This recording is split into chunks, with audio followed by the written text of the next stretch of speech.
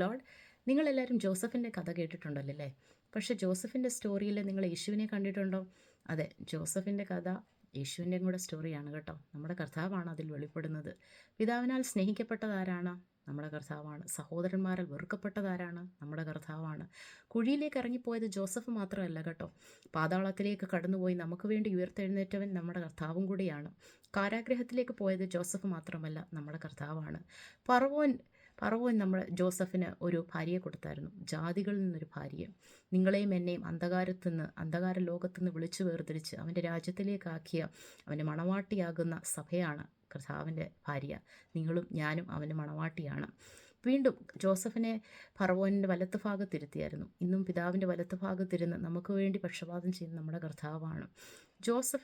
ജോസഫിന് ഫറവോൻ ഒരു പേര് കൊടുത്തായിരുന്നു അല്ലേ? ആ പേരിൻ്റെ അർത്ഥം എന്താണെന്ന് നിങ്ങൾക്കറിയാമോ? സേവ്യർ, അല്ലെ രക്ഷകൻ. നമ്മുടെ കർത്താവാണ് നിങ്ങളുടെയും എൻ്റെയും പാപങ്ങൾക്ക് വേണ്ടി രക്ഷയായി തീർന്നത്. ഈ ലോകത്തിൻ്റെ തന്നെ രക്ഷയാണ് നമ്മുടെ കർത്താവ്.